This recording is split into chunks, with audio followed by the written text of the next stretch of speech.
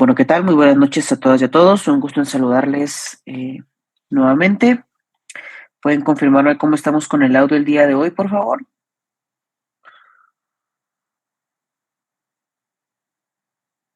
Sí, se escucha muy bien. Muy bien, Lick.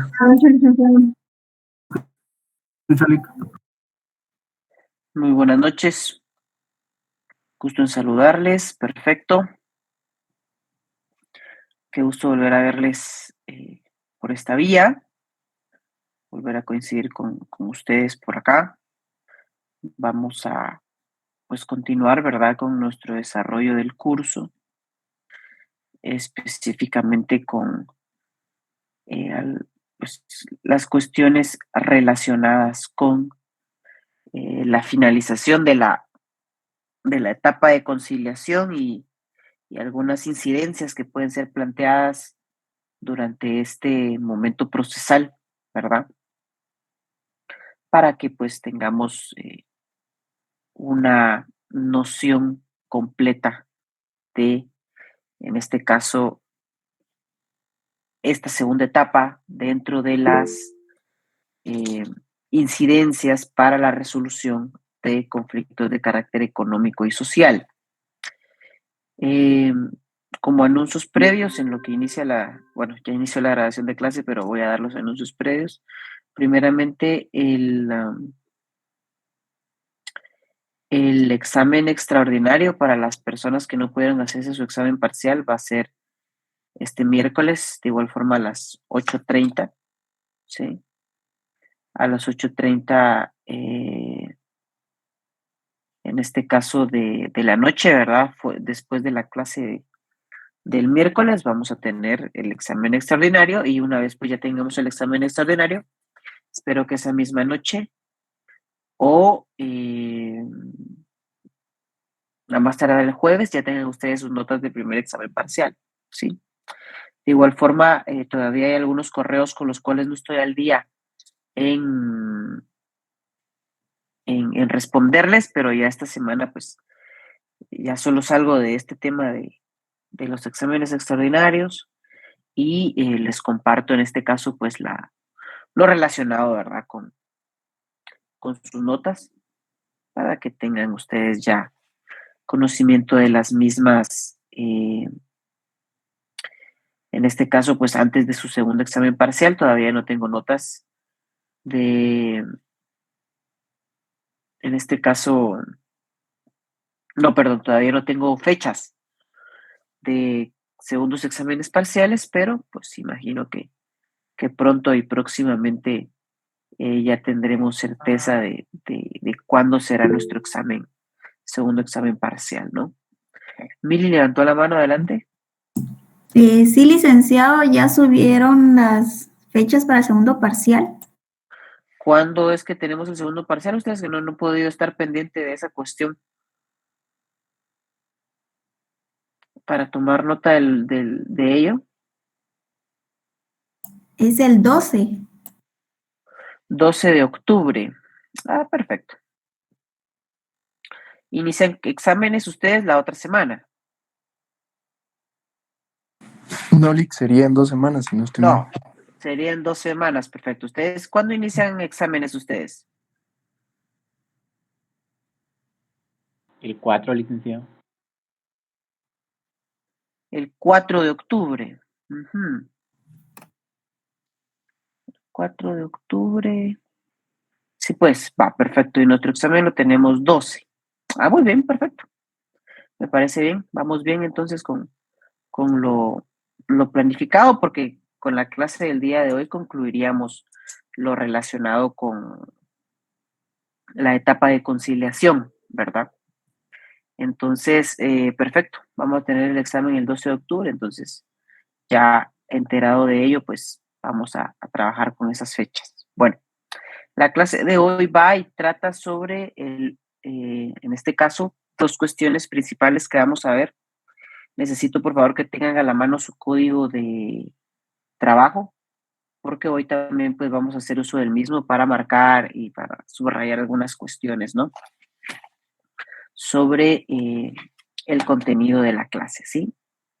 Entonces, sí les solicito que por favor lo tengan a la mano, porque yo sí voy a pedir algunas intervenciones de ustedes para darle lectura al mismo y además de darle lectura, pues poder estar platicando, ¿verdad?, sobre algunas incidencias que el día de hoy vamos a estar conociendo respecto a esta etapa de conciliación que el día de hoy agotamos, ¿no? Primeramente, quisiera que pues ustedes me acompañaran a darle lectura, y si alguien me puede apoyar con ello, a darle lectura, en este caso, al primer y al segundo párrafo. Si quiere, le da lectura primero al primer párrafo del artículo 383. Vamos a platicar un poquito sobre ello y después de eso se le da lectura al segundo párrafo del artículo 383 del Código de Trabajo. Si pudiera apoyarme alguno o alguna de ustedes con eso, por favor. Buenas noches, Luis, con gusto. Muchas gracias. Artículo Adelante. 383. Si en el momento en que va a constituirse el Tribunal de Conciliación, alguno o algunos de sus miembros tuviere algún impedimento legal a causa de excusa, lo manifestará inmediatamente, a efecto de que se llame al sustituto. Si el impedimento o excusa lo manifestaren posteriormente, se les impondrá la medida disciplinaria que prevé el artículo 297. Perfecto, muchas gracias ahí con esta primera parte, Melissa.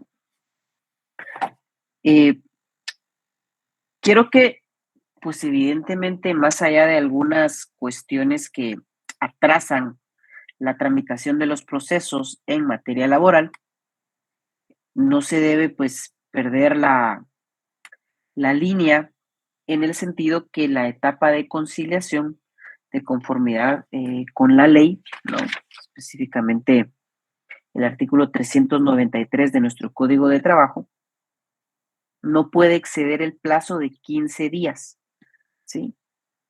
Y este plazo de 15 días, pues, se cuenta a partir que el juez de trabajo y previsión social recibe el pliego de peticiones por parte del movimiento de trabajadores que motiva el conflicto de carácter económico y social, ¿no? Entonces, teniendo claro esto, que los procesos de conciliación no pueden tardar más de 15 días, es que el legislador, en el artículo 383 del Código de Trabajo, establece, pues ustedes saben, artículo 383, Verónica. En el artículo 383 se establece este principio en el cual, pues, si ustedes lo observan, le atribuye la obligación a los miembros del tribunal a verificar si se encuentran comprendidos en algún impedimento legal o causa de excusa, ¿sí? Saben ustedes que en otras ramas del derecho, o incluso en la laboral, pero en este caso en la de derecho procesal individual, las partes pues pueden hacer uso de las recusaciones contenidas en la ley del organismo judicial y los jueces se pueden excusar de conocer determinados asuntos si incurren en algún impedimento, ¿no? Pero en este caso, como el Código de Trabajo consagra la celeridad y la inmediatez de la etapa de conciliación, que no puede durar más de 15 días, entonces en este caso no le establece esa facultad a las partes para poder recusar a los, en este caso, conciliadores, ¿no?, que van a integrar el Tribunal de Conciliación, sino que le carga directamente la responsabilidad a los propios conciliadores, en el sentido que si llegaran a ellos tener algún impedimento o excusa, es obligación de los mismos manifestar inmediatamente esa circunstancia antes de integrar el Tribunal de Conciliación, para que entonces el juez de primera instancia proceda a convocar a un miembro suplente, ¿sí? Saben ustedes que el Tribunal de Conciliación tiene 2 suplentes por cada una de las partes involucradas. Y esto va muy de la mano con el segundo párrafo del artículo 383. Si pudieran ustedes hacerme el favor de leer ese artículo, este segundo párrafo del artículo 383. Sí, con gusto, Liz. Fuera de lo establecido en el párrafo anterior, durante el periodo de conciliación, no habrá recurso alguno contra las resoluciones del tribunal, ni se emitirán recusaciones, excepciones dilatorias o incidentes de ninguna clase. Muchas gracias. Quiero que ustedes observen una característica muy propia de la etapa de conciliación en el proceso el conflicto de carácter económico y social, y específicamente en su etapa de conciliación, ¿no? Y es que a diferencia de otras etapas procesales, en la etapa de conciliación se ha eliminado completamente por el legislador la posibilidad de interponer recursos, de interponer medios de impugnación. Saben ustedes, por ejemplo, que cuando hay resoluciones de trámite o durante el juicio en este caso, pues realiza una diligencia, ¿no? Que es contraria a la ley. O, en este caso, pues en penal se da mucho, ¿no? Las famosas estrategias dilatorias del proceso de presentar recusaciones contra los jueces para evitar que continúen conociendo el asunto. Y así pues ustedes ya, ¿verdad? Ya han recibido su derecho procesal. Saben que en distintas materias del derecho los medios de impugnación, si bien se encuentran reglados, no se encuentran eliminados, ¿sí? La etapa de conciliación, cuando una vez ya está integrado el Tribunal de Conciliación, tiene la característica de conformidad con este artículo 383 que se elimina la posibilidad de impugnación. Elimina la posibilidad de impugnar, ¿sí? Usted no puede llegar a un tribunal de conciliación y en la audiencia oral plantear verbalmente pues determinados recursos, ¿no? O sea, las resoluciones del tribunal no pueden ser, en este caso, pues impugnadas. Y esto tiene una doble explicación. La primera es, como se los dije al platicar del primer párrafo, es garantizar la celeridad del proceso,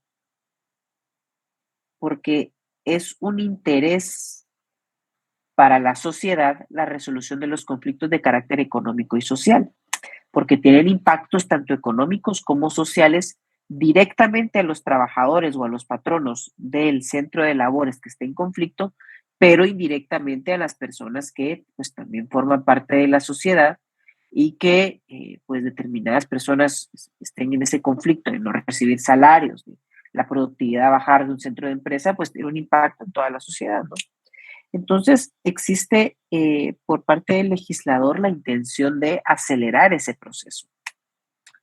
Pero es que además no tendría sentido permitir que en la etapa de conciliación se permita la interposición de medios de impugnación, porque las resoluciones del Tribunal de Conciliación no son vinculantes, ¿sí? No son vinculantes. Entonces, ¿cómo un tribunal de conciliación que no tiene facultades vinculantes puede emitir resoluciones que agravien mis derechos y que sea necesario el planteamiento de medios de impugnación? No, no tendría sentido darle entonces alcances impugnativos a, a cualquier acción que se presente dentro de la tramitación de un conflicto de carácter económico y social en su etapa de conciliación, ¿sí? Entonces, esta es una característica muy propia de esta etapa procesal, ¿no? Y esto pues es, en todo caso, coherente con doctrina legal de la Corte de Constitucionalidad ya establecida al respecto. Si bien La ley es clarísima, clarísima en este segundo párrafo al establecer que no procede ninguna clase de recusación, ¿sí? Ninguna clase de excepción dilatoria. Ustedes ya vieron en Derecho Procesal 1 cuáles son las excepciones dilatorias, o incidentes de ninguna clase. Están proscritos de la etapa de conciliación al momento de constituirse el mismo, ¿no? Si bien, como se los digo, la ley es clara, también la Corte de Constitucionalidad, dentro de sus sentencias, pues ha establecido doctrina legal al respecto en las resoluciones del 565-2015, la 5036-2015 y la sentencia de 2448-2016. Estas tres resoluciones que forman doctrina legal han reafirmado que en la fase de conciliación de los conflictos de carácter económico y social, que inicia desde que se entrega el pliego de peticiones al juez de trabajo y previsión social, no es posible a partir de ese momento la interposición de incidencias o cualquier medio impugnativo, ¿no? Esto pues ya por las cuestiones que les he platicado antes, ¿sí?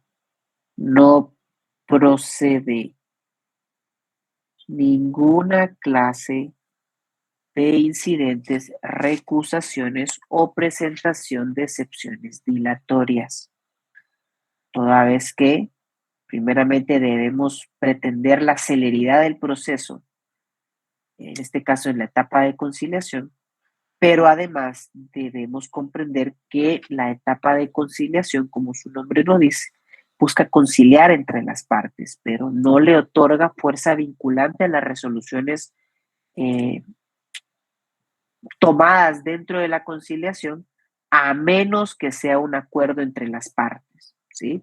Pero el Tribunal de Conciliación, como uno de los elementos del ejercicio de la jurisdicción, la coertio, no puede coaccionar a las partes a observar las propuestas de solución que ellos proponen, ¿sí? No pueden. Entonces, pues mucho ojo con eso, ¿no? Con esta particularidad de la etapa de conciliación. Ahora bien, como todo en la vida, esto no es absoluto.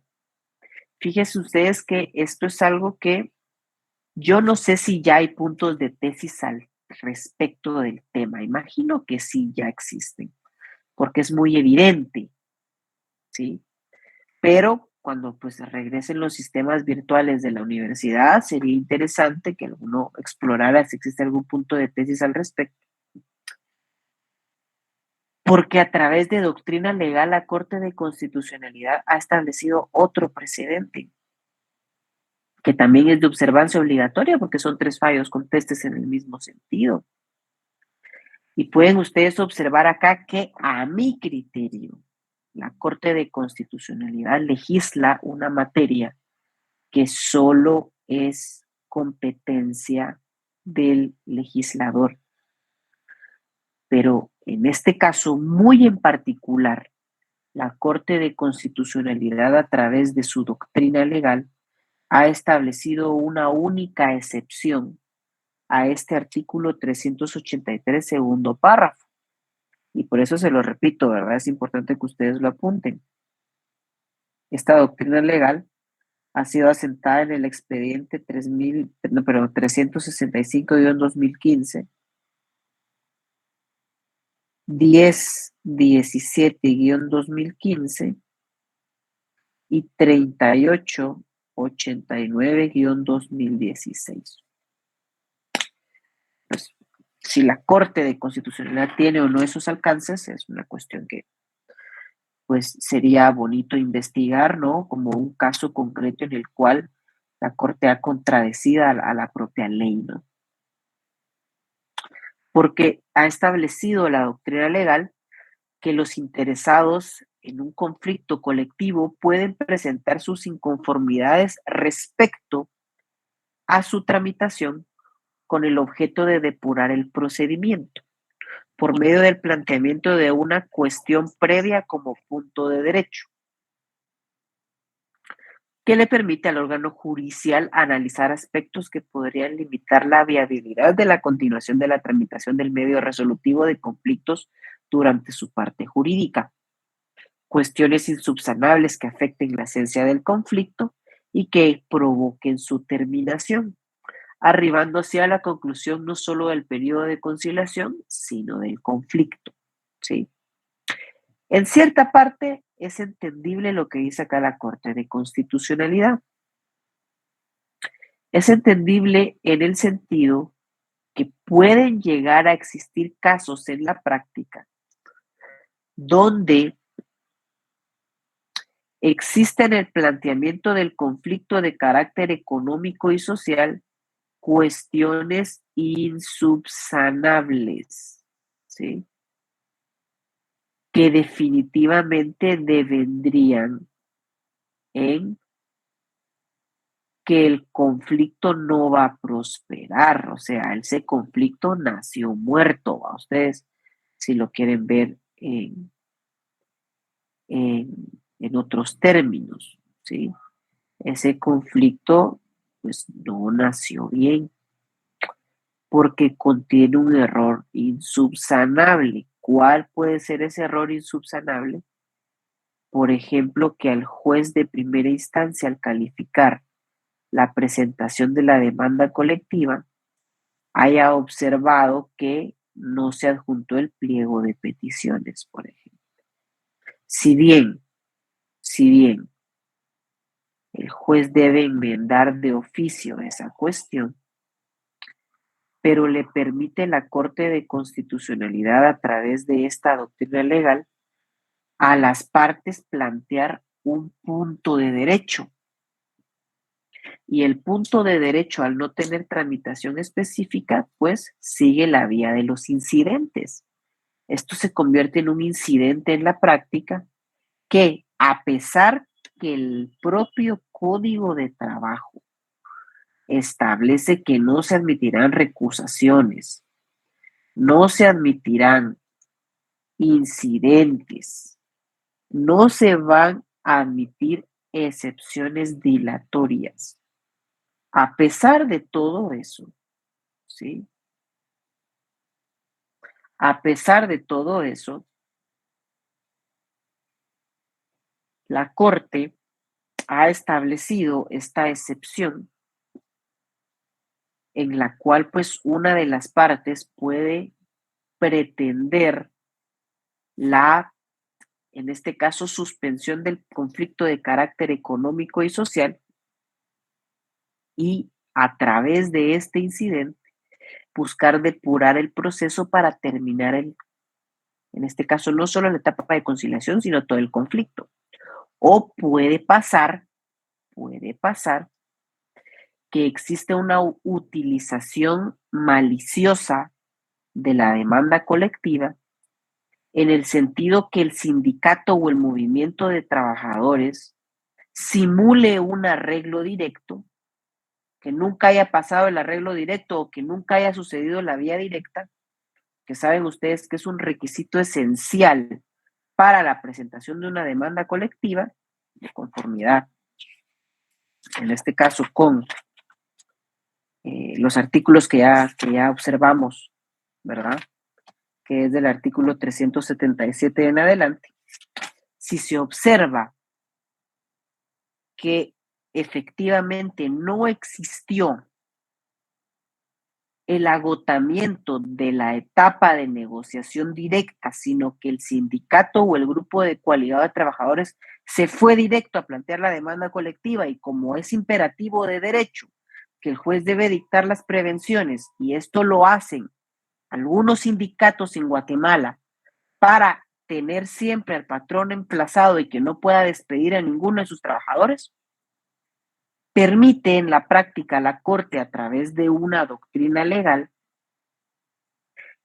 que las partes puedan defenderse de esto a través del planteamiento de incidentes de punto de derecho.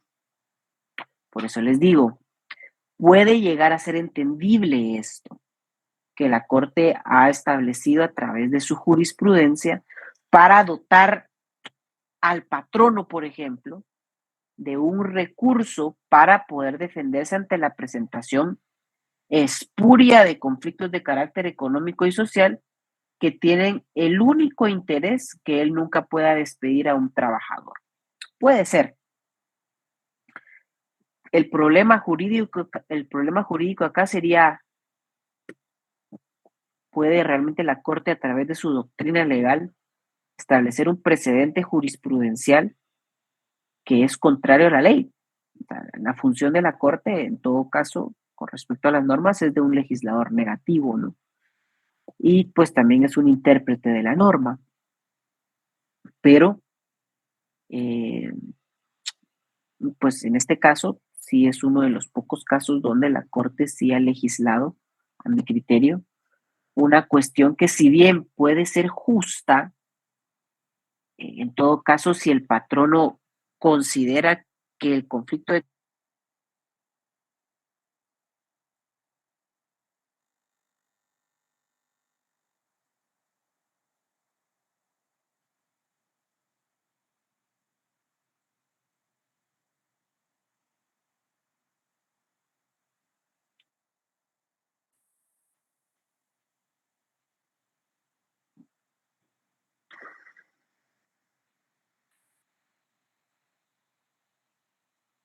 ¿Me escuchan ahora?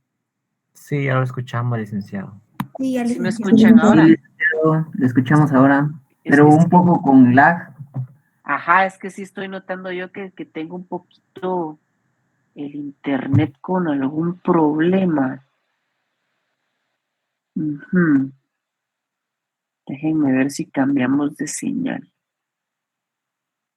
Porque si ahorita no los es, no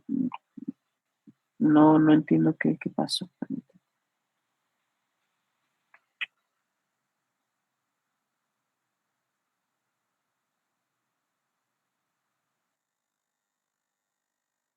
Colento esto. Bueno, ahora me escuchan un poco mejor.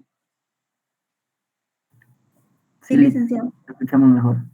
Sí, solo la imagen se me quedó algo congelada, pero me voy a reiniciar la cámara.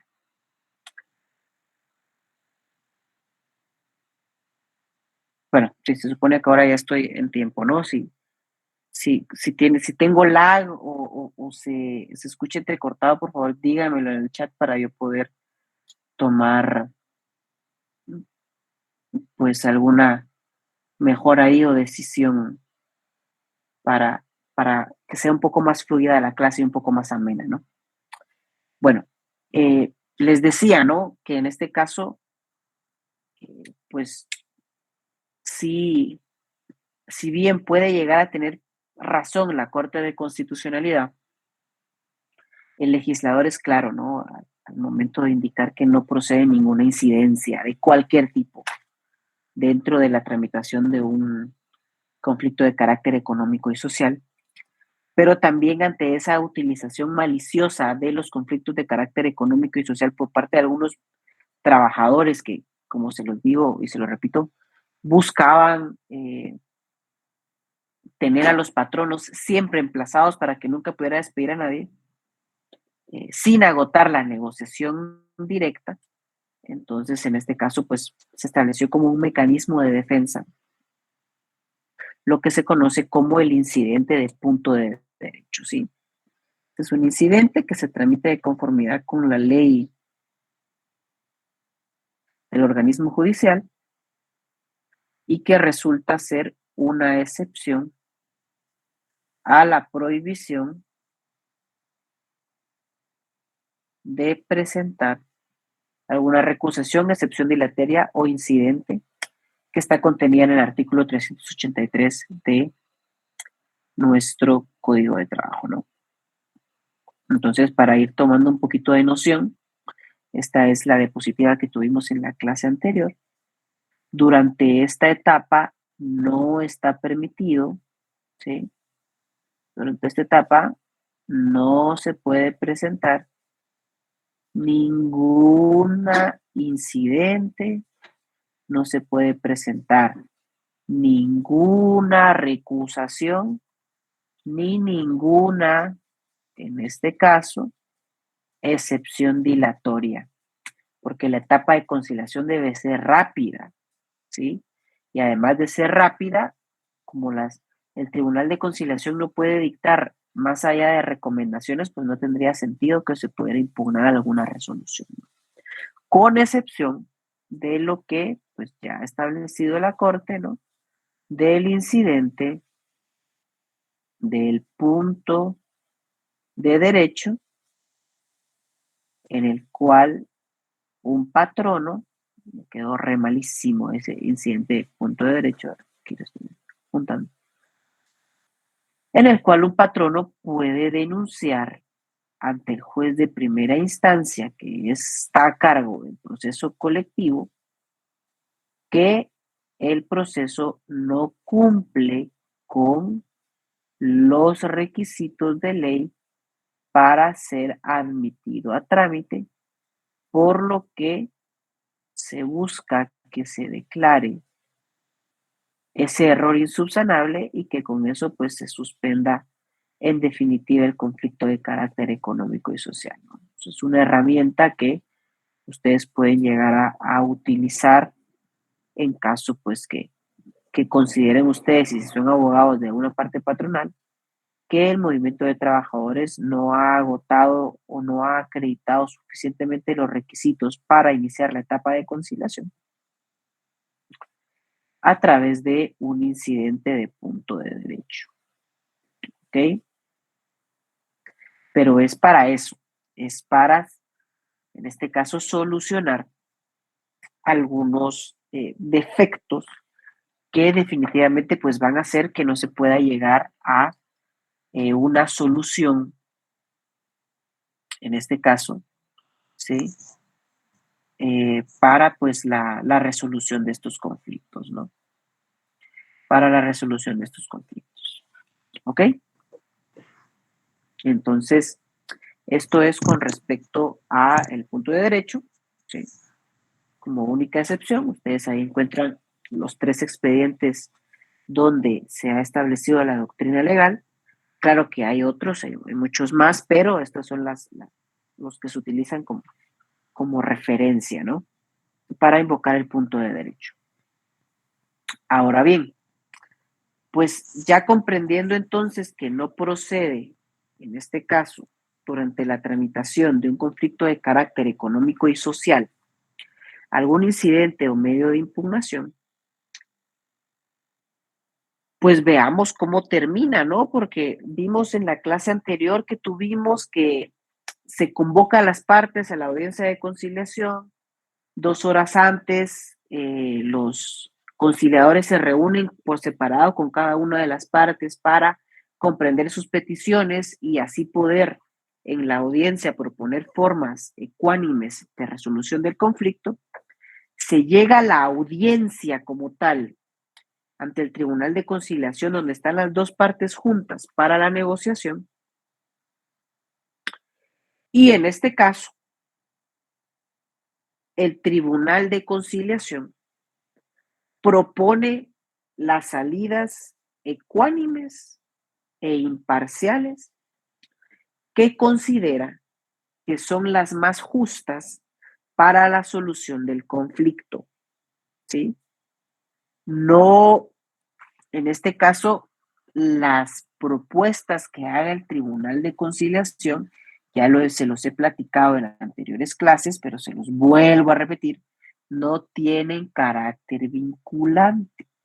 El Código de Trabajo les da la naturaleza de recomendaciones, pero no son de carácter vinculante esas recomendaciones. Entonces viene el Tribunal de Conciliación y propone cuáles son las soluciones. Y las partes tienen 4, en este caso, actitudes que pueden tomar ante esa, en este caso, pues, propuesta, ¿no? Propuesta que se realiza, ¿sí? La primera opción que tienen las partes es aceptar voluntariamente las recomendaciones del Tribunal de Conciliación y dotar a esas recomendaciones de naturaleza de convenio, ¿sí? Naturaleza de convenio, ¿sí? En el cual las partes, ¿sí?, llegan a un acuerdo para la terminación del conflicto de carácter económico y social. Y pues, en ese caso, se llega al arreglo, ¿sí? Y ya no existe la necesidad de continuar el conflicto. Y ustedes pueden observar que de conformidad con el artículo 386 del Código de Trabajo, el arreglo termina la controversia entre las partes, ¿no? Termina la controversia entre las partes. Yo aquí estoy compartiendo en pantalla un ejemplo de un acta de un tribunal de conciliación. Se los voy a compartir a ustedes al finalizar la clase. Ustedes pueden ver acá, ¿verdad?, la identificación de la resolución judicial, audiencia de conciliación del conflicto colectivo, Observan pues la comparecencia de las partes, un breve resumen de la postura de los trabajadores, la postura de la entidad emplazada, de la parte patronal.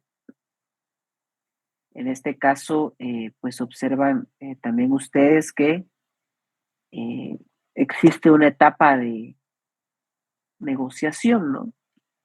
Por ejemplo, acá dice a continuación el abogado de la parte emplazada, que es el patrono, expone los argumentos relacionados con el beneficio económico y el abogado de la parte emplazante, o sea, los trabajadores, plantea preguntas sobre el particular, las cuales son respondidas por el abogado relacionado, ¿no? O sea, existe unas pláticas entre los trabajadores y los patronos para llegar a un acuerdo, ¿no? Continúa aquí el párrafo. El presidente del tribunal concede la palabra a los trabajadores emplazantes con respecto a que se pronuncien sobre el planteamiento efectuado y el abogado de los mismos manifiesta que es positivo el bono monetario propuesto que les surge, pero que le surge la duda si el complemento es para el puesto o para la persona, efectuando sobre lo mismo algunos planteamientos relacionados a que sea al puesto y no a la persona. Aspectos que quedan grabados en audio y video. Expresa que se aclare la redacción y aceptarían la propuesta conforme al cuadro o documentación que se presente. Y con ello se pueda dar término al conflicto planteado. El abogado de la entidad emplazada expone que el pago se iniciaría en el mes de septiembre y se efectuarían los trámites administrativos para que se deposite en septiembre y octubre. Ustedes ahí están viendo un acta sucinta en la cual las partes están negociando ante el Tribunal de Conciliación algunos puntos que no quedaron claros y que no pudieron arribar a un acuerdo en la negociación colectiva. Entonces, en este caso, que pues esta resolución se les voy a trasladar, ¿verdad? Evidentemente como también un material de apoyo para ustedes, ¿sí? Y que vean y que puedan darle lectura a una acta real de conciliación. Y entonces, en este caso, pues le dan conciliación al conflicto y se arriba un convenio colectivo, ¿sí?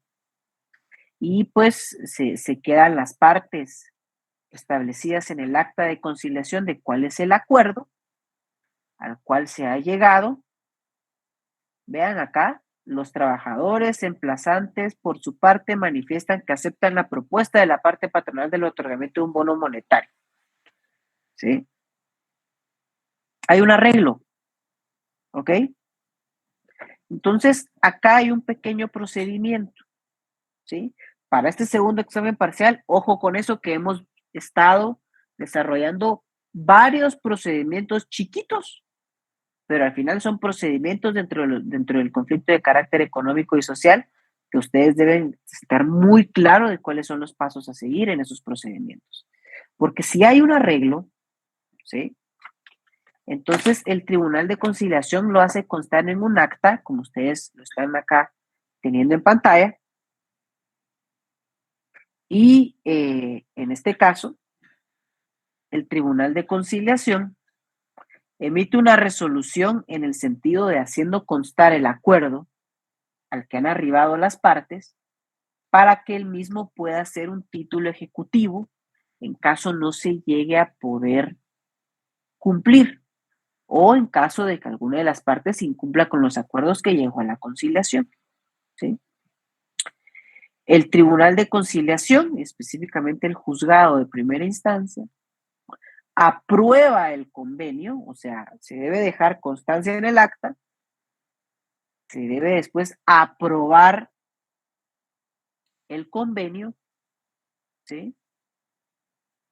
Y se termina el conflicto de carácter económico y social. Pueden ustedes aquí observar el numeral romano segundo. Como consecuencia del convenio suscrito y del expuesto por las partes, se da por terminado el trámite del presente conflicto colectivo de carácter económico y social y se levantan las prevenciones decretadas en la resolución de fecha 28 de abril del año 2016. ¿Sí? Y en este caso, pues se les notifica a la parte en ese momento y ahí están pues los miembros del Tribunal de Conciliación, ¿verdad? Que le dan lectura ustedes ahí, quienes integran este Tribunal de Conciliación, firman las partes, se van felices a su lugar de trabajo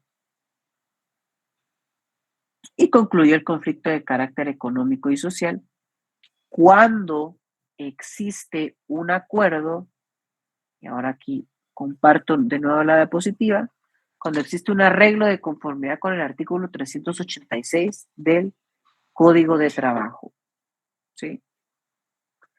Cuando existe un arreglo del artículo 386 del Código de Trabajo, se termina el conflicto de carácter económico y social. Pero no es obligación de las partes llegar a un arreglo porque el Tribunal de Conciliación solo emite recomendaciones, no son vinculantes. Entonces, si alguna de las partes o las dos partes no están de acuerdo en las soluciones que propone el Tribunal de Conciliación, pueden asumir 3 actitudes negativas, ¿sí?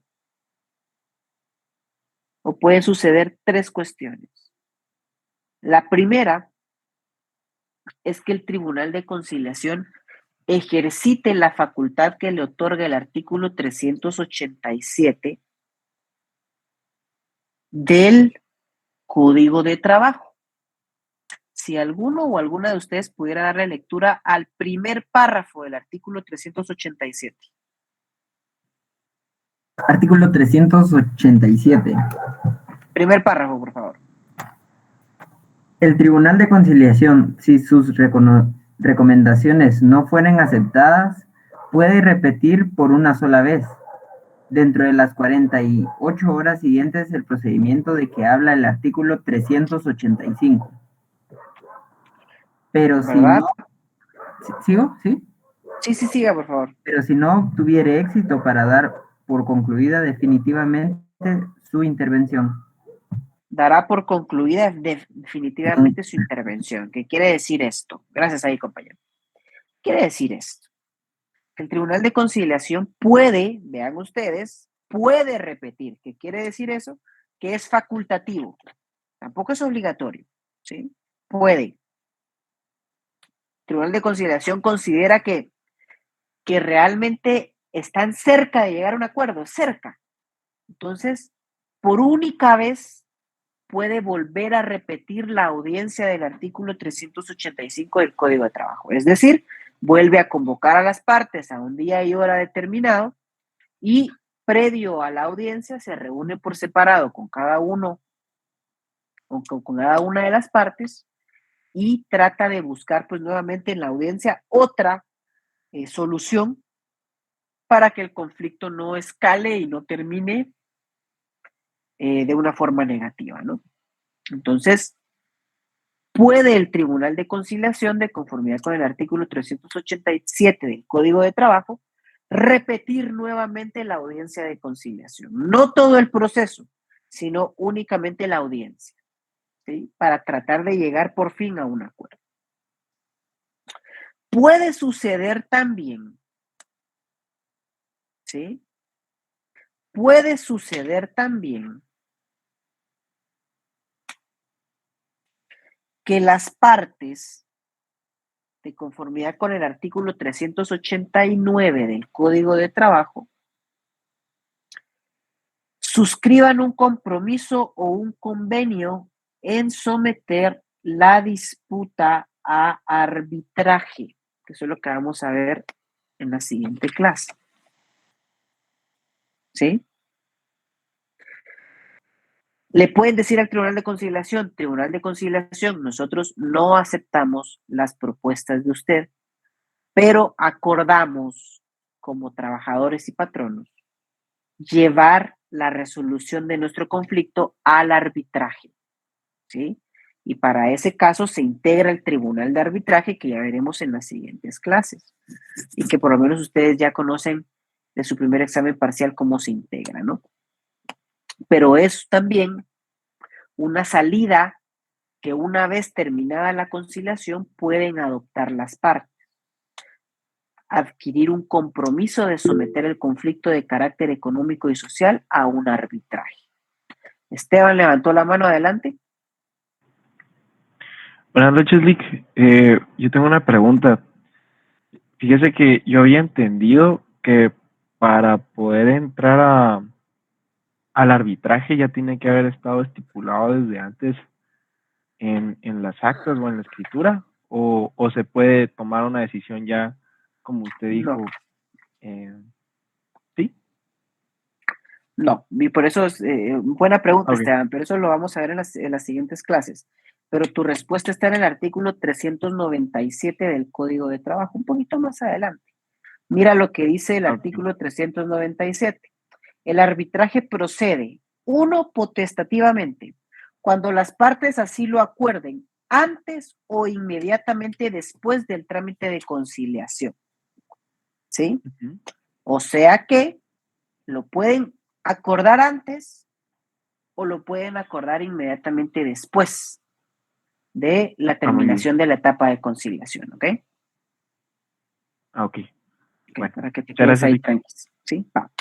Entonces, es otra posibilidad, buscar un compromiso de arbitraje para no llevar el conflicto de carácter económico y social a la manifestación más drástica del mismo, que es la cuarta, cuando se declara el fracaso de la etapa de conciliación y cualquiera de las dos partes está facultado para solicitar la declaratoria de legalidad del movimiento. ¿Qué quiere decir esto? Que las partes dicen, nosotros acá no vamos a conciliar y no nos interesa, ¿sí? No nos interesa ir a arbitraje. Aquí nos vamos directamente al conflicto. Entonces, las partes, que vamos a ver ese procedimiento en la próxima clase, le pueden solicitar al juez de primera instancia que declare la legalidad o ilegalidad de una expresión colectiva, ¿sí? Que en este caso para los trabajadores es huelga y para los patronos es paro. Vean ustedes que la ley y el sistema de justicia procuró y hay salidas para no llegar a estas expresiones colectivas, ¿sí? Pero, si las partes no tienen interés en solucionar su conflicto, cualquiera de las dos partes puede solicitar al juez, una vez terminada la conciliación, declarar la legalidad de la huelga o del paro.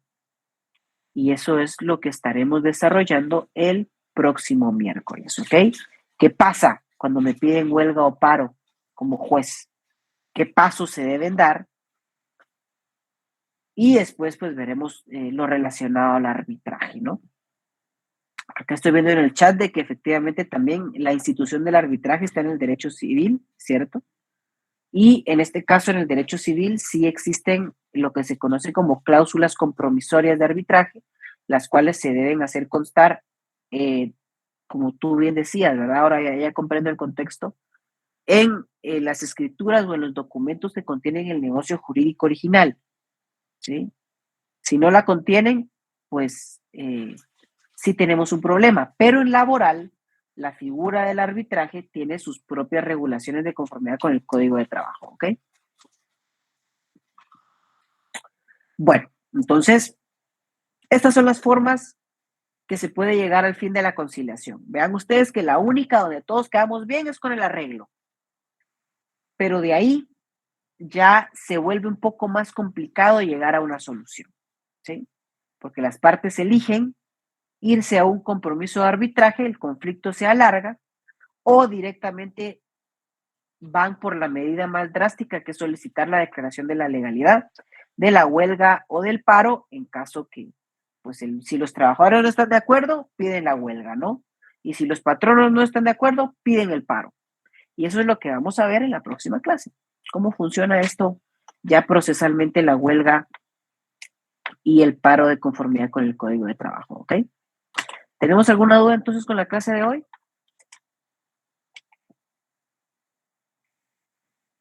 No, Lick, muchas gracias. ¿No?